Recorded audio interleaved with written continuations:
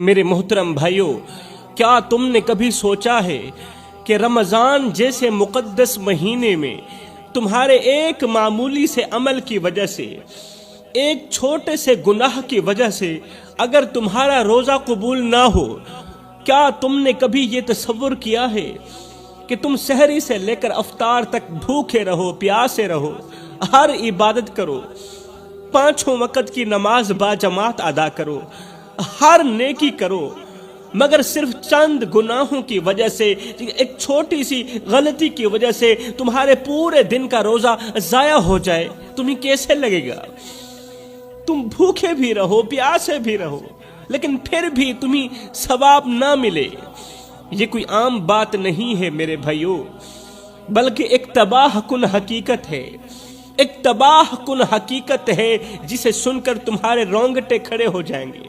मेरे मोहतरम भाइयों, जरा तसव्वुर करो, सोचो कि क़यामत के दिन जब तुम्हारे आमाल नामे तोले जाएंगे तराजू में, जब तुम्हारे आमाल नामे तोले जाएंगे और तुम्हें उम्मीद होगी कि तुम्हारा रोज़ा तुम्हें ज़रूर जन्नत की तरफ ले जाएगा, तुम्हें बहुत बड़ी उम्मीद होगी, मगर अचानक एक ऐलान होगा कि तुम्हारा रोज़ा सिरे से कबूल ही नहीं हुआ, क्योंकि तुमने अपनी ख्वाहिशात के पीछे, अपनी नफसानी ख्वाहिशात के पीछे चलते हुए एक ऐसा काम किया, एक ऐसा अमल किया, एक ऐसा गुनाह किया जो रोज़े की रूह को तबाह कर गया। एक ऐसा गुनाह किया था रोज़े के दौरान जिस गुनाह ने तुम्हारा रोज़ा ज़ाय कर दिया, तुम्हारी भूख प्यास ज़ाय कर दी। सोचो मेरे भाइयों, वो लम्हा कितना खौफनाक होगा जब तुम्हें उम्मीद होगी कि मेरा रोज़ा मुझे हर हाल में जन्नत में लेकर जाएगा, मगर एक ऐलान होगा कि तेरा रोज़ा सिरे से कबूल ही नहीं हुआ। जब तुम्हें पता चलेगा कि तुमने दुनिया की चमक दमक के लिए अपनी आखिरत बर्बाद कर दी, अल्लाह अकबर, तुम्हें कैसा महसूस होगा उस वक़्त? ये सब कुछ बताने से पहले सबसे पहले मैं तुम्हें रमज़ान की हकीकत बयान करूंगा, रमज़ान की फजीलत सुनाऊंगा, ताकि तुम्हें समझ आ सके कि ये महीना क्यों सबसे ज्यादा मुकद्दस, बरकतों और रहमतों वाला है। ये महीना सबसे ज्यादा मुकद्दस क्यों है, बरकतों वाला क्यों है, रहमतों वाला क्यों है? मेरे मोहतरम भाइयों, साल में 12 महीने आते हैं, हर बंदा जानता है। हर महीने की अपनी अपनी अहमियत है, अपनी अपनी फजीलत है। कोई भी महीना बेकार महीना नहीं है, हर महीने की अपनी अहमियत जरूर है, मगर कुछ दिन और कुछ रातें ऐसी हैं जिन्हें अल्लाह ने खास फजीलत और बरकतों से नवाजा है। इन रातों को अल्लाह ताला ने खास फजीलत दी है और इन रातों को अल्लाह ताला ने बहुत बड़ी बरकतों से नवाजा है। जैसे दिनों में से बाबरकत दिन जुमे का है, हफ्ते में 8 दिन आते हैं और उन दिनों में से बाबरकत जो दिन है ना, वो जुमे का है। जितनी फजीलत जुमे के दिन को दी गई है, इतनी फजीलत किसी और दिन को नहीं दी गई। वो दिन जिसमें एक घड़ी ऐसी होती है, एक लम्हा ऐसा होता है कि जब बंदा अल्लाह से जो भी मांगता है अल्लाह फौरन अता करता है, और वो है जुमे का दिन, वो घड़ी है जुमे की घड़ी। और सुनो, रातों में सबसे ज्यादा बाबरकत रात शब कदर है, शब कदर की रात, वो रात जिसमें कुरान नाजिल हुआ, वो रात जो हजारों महीनों से बेहतर रात है। वैसे तो रातें बहुत ज्यादा हैं, मगर अल्लाह ने जो फजीलत शब कदर को दी है, वो फजीलत किसी और रात को नहीं दी। वो रात जिसमें अल्लाह की रहमतें बेशुमार नाजिल होती हैं। शब मेराज की रात भी अजीम रात है। ये वो रात है जब हमारे नबी को मेराज नसीब हुई, सुबहान अल्लाह, और अल्लाह से बराह रास्त मुलाकात की। ये रात भी दूसरी रातों की तरह नहीं है, इस रात को खास फजीलत हासिल है। अब सोचो, दिनों में जुमे का दिन, रातों में शब्बे कदर और शब्बे मेराज की रात इतनी अजीम है, तो क्या तुमने कभी सोचा کہ مہینوں میں سب سے بابرکت مہینہ کون سا ہوگا؟ جب راتوں میں شب معراج عظیم رات ہے، جب راتوں میں شب قدر عظیم رات ہے، شب برات عظیم رات ہے، مجھے بتاؤ مہینوں میں سب سے بابرکت مہینہ کون سا ہوگا؟ اب آپ لوگوں نے پکا یقین کر لیا ہوگا وہ مہینہ رمضان کا مہینہ ہے۔ سبحان اللہ، یہ مہینہ عام مہینوں کی طرح نہیں ہے، یہ اللہ کی خاص رحمتوں، مغفرتوں اور جہنم سے آزادی کا مہینہ ہے۔ یہ وہ مہینہ ہے جس میں اللہ ہر لمحے اپنے بندوں کو معاف کرتا رہتا ہے، بندوں کے گناہوں کو دھوتا رہتا ہے، انہیں بخشش کے پروانے عطا کرتا ہے اس مہینے کے اندر۔ یہ وہ مہینہ ہے جس میں ہر نیکی کا ثواب 70 گنا زیادہ بڑھا دیا جاتا ہے۔ میرے محترم بھائیوں، یہ وہ مہینہ ہے جس میں ایک فرض کا اجر 70 فرضوں کے برابر ہو جاتا ہے اور ایک نفل کا ثواب فرض کے برابر ہو جاتا ہے۔ کہاں نفل، کہاں فرض؟ لیکن اس بابرکت مہینے میں ایک نفل کا ثواب بھی فرضوں کے برابر ہو جاتا ہے۔ لیکن سوچو، اگر یہ مہینہ اتنی برکتوں والا ہے، اتنی عظمتوں والا ہے، اتنی فضیلتوں والا ہے، تو پھر بھی کچھ لوگ اس مہینے کی برکتوں سے کیوں محروم رہ جاتے ہیں؟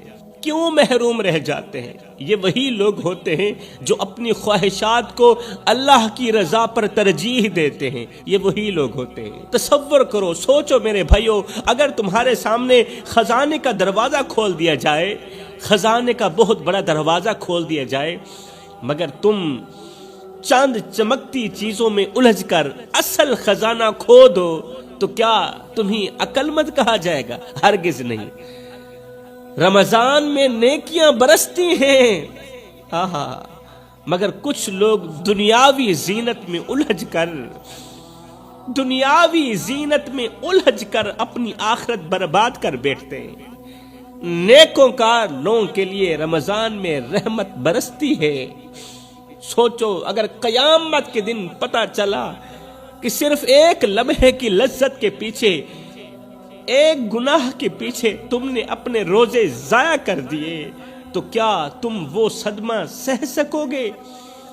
اس دن کا یہ صدمہ سہ سکو گے کہ تمہاری عبادت قبول نہیں ہوئی اور تمہاری عبادت کو تمہارے منہ پہ مار کے رکھ دیا جائے گا، اور ساتھ میں اللہ فرمائے گا مجھے ایسے روزے کی ضرورت ہی نہیں ہے، مجھے ایسی عبادت کی ضرورت نہیں ہے جس میں دکھلاوا ہو۔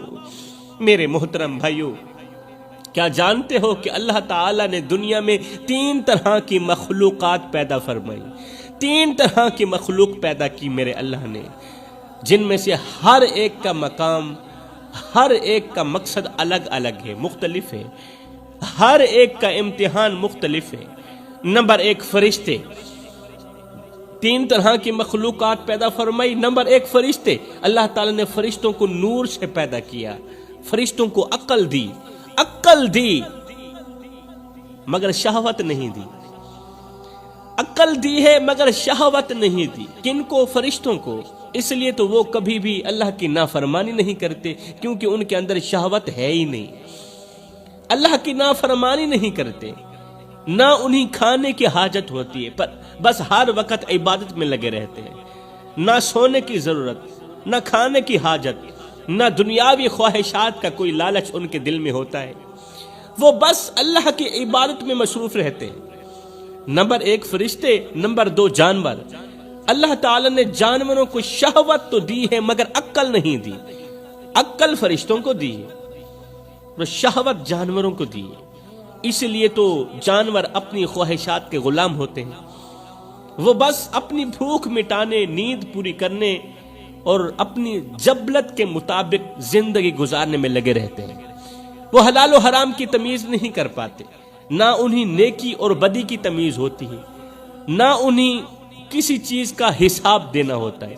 حلال و حرام کی تمیز بھی نہیں کرتے، اس لیے کہ ان کے اندر سرے سے عقل رکھی ہی نہیں میرے اللہ نے، نہ وہ حلال و حرام کے فرق کو سمجھ سکتے ہیں۔ وہ جو دیکھتے ہیں وہی کر بیٹھتے ہیں، جو چاہتے ہیں اس کی پیروی کرتے ہیں، ان کا نہ کوئی مقصد ہے نہ کوئی امتحان، وہ صرف اپنی ضروریات کے ارد گرد گھومتے رہتے ہیں۔ کن کی بات کر رہا ہوں؟ جانوروں کی بات کر رہا ہوں۔ نمبر ایک فرشتوں کو اللہ نے عقل دی، شہوت نہیں دی۔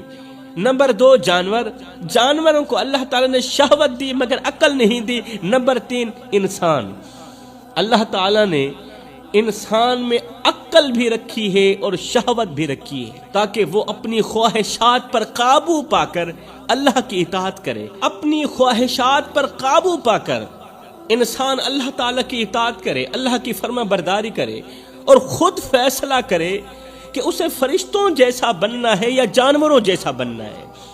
اللہ تعالیٰ نے انسان کو اختیار دے دیا، فیصلے کا اختیار دے دیا تاکہ وہ خود فیصلہ کر سکے کہ اسے فرشتوں جیسا بننا ہے یا جانوروں جیسا بننا ہے۔ یہی وہ فرق ہے جو انسان کو باقی تمام مخلوقات سے الگ کرتا ہے، جو اپنی عقل سے کام لے، جو حلال اور حرام کا فرق سمجھے، جو اپنی خواہشات کو قابو میں رکھ کر اللہ کی بندگی کرے، اللہ کی عبادت کرے، وہی اصل میں انسان کہلانے کے لائق ہے۔ جو عقل کا استعمال کرے، اللہ کی بندگی کرے، حقیقت میں وہی انسان کہلانے کے لائق ہے، بلکہ وہ فرشتوں سے بھی افضل ہو سکتا ہے۔ لیکن جو اپنی خواہشات کے پیچھے بھاگتا ہے، جو دنیاوی لذتوں میں کھو کر گناہ کرتا ہے، جو رمضان میں بھی اپنے نفس کا غلام بن کر اللہ کی نافرمانی کرتا ہے، وہ جانوروں سے بھی بدتر ہو جاتا ہے، وہ کتے سے بھی بدتر ہو جاتا ہے۔ ذرا سوچو میرے بھائیو، اگر ایک بادشاہ اپنے بیٹے کو تخت پر بٹھانے کے بجائے ایک بادشاہ اپنے بیٹے کو اپنے تخت پر بٹھانے کے بجائے اسے بے لگام چھوڑ دے اور وہ نشے، عیاشی اور بے راہ روی میں مبتلا ہو جائے، تو کیا وہ بادشاہ کا وارث بننے کے قابل ہوگا؟ ہرگز نہیں ہوگا۔ اسی طرح انسان اگر اپنی عقل کو چھوڑ کر خواہشات کے پیچھے چلنے لگے تو وہ اپنا مقام خود کھو بیٹھتا ہے۔ خواہشات کے پیچھے بھاگنے والا انسان اپنا مقام خود کھو دیتا ہے۔ اب فیصلہ تمہارے ہاتھ میں ہے کہ تمہیں اپنی عقل کو روشنی بنا کر اللہ کی قربت حاصل کرنی ہے یا اپنی خواہشات کے اندھیرے میں بھٹک کر جانوروں کے صف میں شامل ہونا ہے۔ یہ فیصلہ تمہارے ہاتھ میں ہے۔ جب اللہ تعالیٰ نے حضرت آدم علیہ السلام کو پیدا کیا اور فرشتوں کو حکم دیا کہ آدم کو سجدہ کرو، تمام فرشتے فوراً سجدے میں گر گئے، مگر ان میں سے ایک فرشتہ ایسا تھا جس نے سجدہ کرنے سے انکار کر دیا۔ وہ کون تھا؟ وہ تھا شیطان۔ وہ پہلا نافرمان تھا، پہلا سرکش تھا، پہلا وہ جس نے تکبر کیا اور کہا میں آدم سے بہتر ہوں۔ پہلا وہ تھا جس نے کہا میں آدم سے بہتر ہوں، کیونکہ اللہ تو نے مجھے آگ سے پیدا کیا اور آدم کو مٹی سے پیدا کیا، میں آگ سے پیدا کیا گیا، مٹی سے پیدا کیے گئے آدم کو کیسے سجدہ کر سکتا ہوں؟ میرے محترم بھائیو، ایک لمحے کے لیے سوچو، آج دنیا کے ہر انسان کو شیطان روکتا ہے کہ سجدہ نہ کرو، ایسا نا؟ دنیا کے ہر ایک انسان کو شیطان روکتا ہے کہ نماز نہ پڑھو، حق نہ بولو، سچ نہ بولو، نیکی نہ کرو، رمضان میں روزے نہ رکھو، گناہ کرو، خواہشات کے پیچھے بھاگو۔ آج ہر ایک انسان کو شیطان روکتا ہے، لیکن اس وقت شیطان کو کس نے روکا تھا کہ اللہ کی نافرمانی کر کے آدم کو سجدہ نہ کرو؟ اس وقت شیطان کو کس نے روکا تھا؟ حالانکہ شیطان سے پہلے تو کوئی شیطان نہیں تھا، آخر شیطان کو کس نے بہکاوے میں ڈالا تھا؟ اس وقت تو شیطان سے پہلے کوئی اور شیطان تھا ہی نہیں، تو پھر اسے کس نے بہکایا؟ اس وقت جس نے شیطان کو بہکایا وہ تھا اس کا اپنا نفس، ہاں وہی نفس جس کی آزمائش میں آج ہم سب مبتلا ہیں۔ اللہ تعالیٰ نے فرمایا بے شک نفس انسان کو برائی کی طرف لے جاتا ہے، مگر وہی کامیاب ہے جو اپنے نفس کو قابو میں رکھتا ہے۔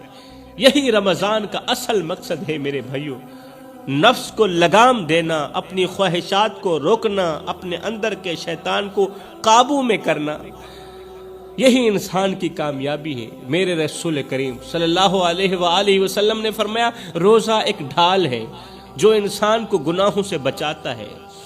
یعنی روزہ صرف کھانے پینے سے رکنے کا نام نہیں، بلکہ یہ اس بات کا امتحان بھی ہے کہ تم اپنے نفس پر قابو پا سکتے ہو یا نہیں۔ یہ اس بات کا امتحان بھی ہے۔ یہ وہ وقت ہے جب شیطان قید کر دیا جاتا ہے، شیطان قید کر دیا جاتا ہے، مگر پھر بھی کچھ لوگ نافرمانی کرتے ہیں، گناہوں میں پڑ جاتے ہیں، حالانکہ شیطان قید ہے، کیونکہ اب انہیں بہکانے والا کوئی اور نہیں، انہیں بہکانے والا ان کا اپنا نفس ہی ہوتا ہے۔ ذرا سوچو میرے بھائیو، اگر کوئی قیدی سال بھر کہتا رہے کہ میں بری صحبت کی وجہ سے گناہ کرتا ہوں، سال بھر کہتا رہے کہ میں بری صحبت کی وجہ سے گناہ کرتا ہوں، لیکن جب وہ تنہا ہو اور پھر بھی وہی کام کرے، تو کیا اسے شیطان کا بہکاوا کہہ سکتے ہیں؟ ہرگز نہیں۔ وہ اس کا اپنا کردار ہوتا ہے کہ وہ تنہائی میں بھی گناہ کر بیٹھتا ہے۔ بالکل ایسے ہی رمضان میں جب شیطان قید ہوتا ہے تو جو لوگ پھر بھی گناہ کرتے ہیں وہ ثابت کر دیتے ہیں کہ انہیں بہکانے والا شیطان نہیں، بلکہ انہیں بہکانے والا ان کا اپنا نفس ہی ہے۔ اب فیصلہ تمہارے ہاتھ میں ہے، تم اپنے نفس کو قابو میں رکھ کر شیطان کو شکست دینا چاہتے ہو، یا نفس کی غلامی میں آ کر اسی شیطان کے راستے پر چلنا چاہتے ہو۔ یہ فیصلہ آپ لوگوں کے اپنے ہاتھ میں ہے۔ جوانوں، سب کچھ کرنا، جو چاہے کر لینا، مگر یہ 3 گناہ کبھی نہ کرنا۔ یہ 3 گناہ تمہاری ہستی بستی زندگی کو جہنم بنا دیں گے، تمہاری راتوں کی نیند چھین لیں گے، تمہاری روح کو بے چین کر دیں گے۔ یہ 3 گناہ تمہارے دل کو ایسا خالی کر دیں گے، ایسا خالی کر دیں گے کہ دنیا کی کوئی خوشی اسے بھر نہیں پائے گی۔ تمہیں ایسا عذاب دیں گے، ایسا عذاب دیں گے کہ جیتے جی بھی مرنے کی خواہش کرو گے، جیتے جی مرنے کی خواہش کرو گے، مگر موت بھی تمہیں ترسا ترسا کر آئے گی۔ یہ 3 گناہ ایسے ہیں جس نے کیے وہ ہمیشہ پچھتایا، مگر پچھتاوا بھی اس کے کسی کام نہ آیا۔ آخر وہ کون سے 3 گناہ ہیں جو ہنستا بستا گھر اجاڑ کے رکھ دیتے ہیں؟ سنو، پہلا گناہ والدین کو دکھ دینا، ماں باپ کو دکھ دینا۔ یہ گناہ ایسا ہے جس نے کیا اس کی دنیا بھی اجڑ گئی اور آخرت بھی برباد ہو گئی۔ ماں باپ جن کے قدموں تلے جنت رکھی گئی، اگر ان کی بد دعا لگ جائے، اگر ماں باپ کی بد دعا لگ جائے تو نہ زمین پر سکون رہتی ہے، نہ آسمان سایہ دیتا ہے۔ ایک باپ کی محبت کو کون سمجھ سکتا ہے جو دن بھر دھوپ میں جلتا ہے، پسینے میں نہاتا ہے، اپنی سانسوں کو گروی رکھ کر اپنے بچوں کے لیے روٹی کماتا ہے، اور جب رات کو تھکا ہارا گھر لوٹتا ہے تو دروازے پر کھڑے معصوم چہرے دیکھ کر اپنی ساری تھکاوٹ بھول جاتا ہے۔ وہ اپنی خواہشیں دفن کر دیتا ہے، اپنی ضرورتیں قربان کر دیتا ہے، مگر جب وہی اولاد جوان ہو کر اسے بوجھ سمجھنے لگتی ہے تو کیا گزرتی ہوگی اس باپ کے دل پر؟ وہ جس نے انگلی پکڑ کر اسے چلنا سکھایا، آج وہی بچے اسے بے بس چھوڑ جاتے ہیں۔ کہنے کو ایک کمرہ، ایک چارپائی ہوتی ہے، مگر وہ تنہائی کا ایسا قبرستان بن جاتی ہے جہاں کوئی ہمدردی کی شمع جلانے والا نہیں ہوتا۔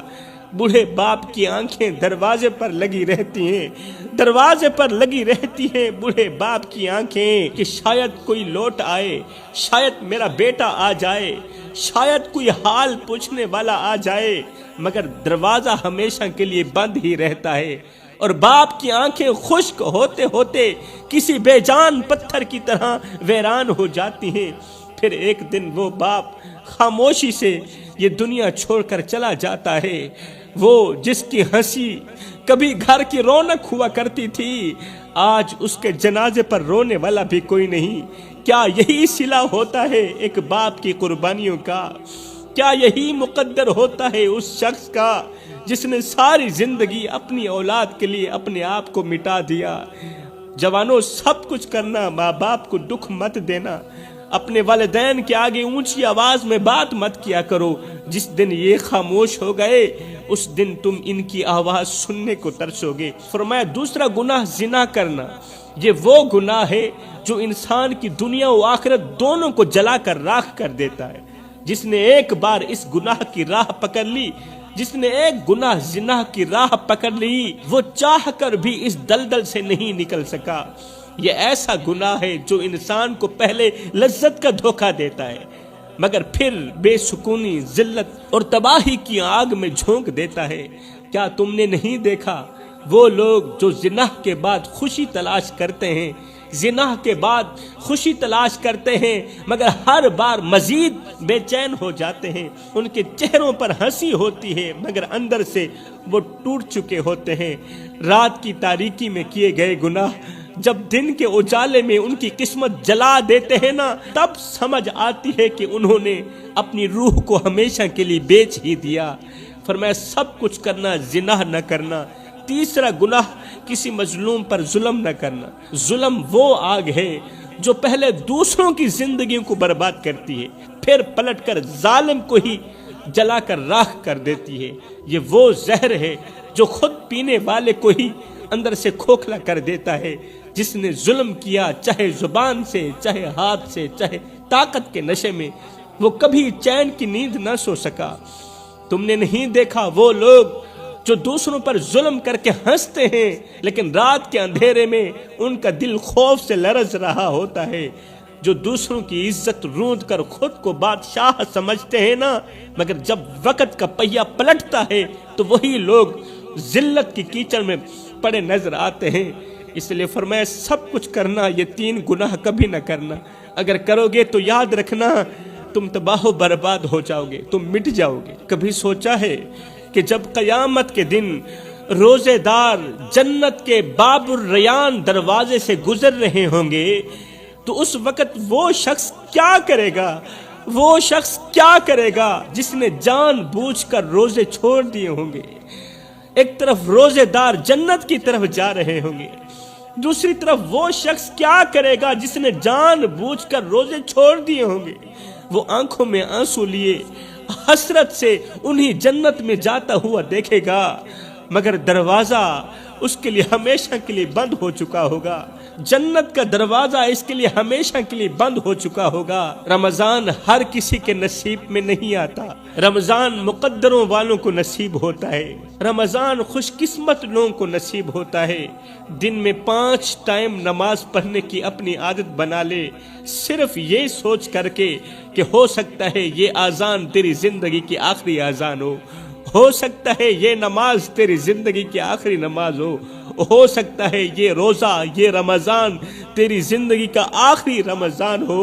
اے بندے، اللہ جب ناراض ہوتا ہے روٹی بند نہیں کرتا، اللہ جب ناراض ہوتا ہے رزق بند نہیں کرتا، اللہ جب ناراض ہوتا ہے سورج کو حکم نہیں دیتا کہ فلاں شخص میرا نافرمان ہے، تیری کرنیں اس کے آنگن میں نہیں جانی چاہیے۔ نہ بندے نہ، اللہ جب ناراض ہوتا ہے تو سجدوں کی توفیق چھین لیتا ہے، اللہ جب ناراض ہوتا ہے تو یہ من اجڑ جاتا ہے۔ سید کو اتنا تو بتا دو، جس بندے کا من بھی اجڑ جائے اس کے پلے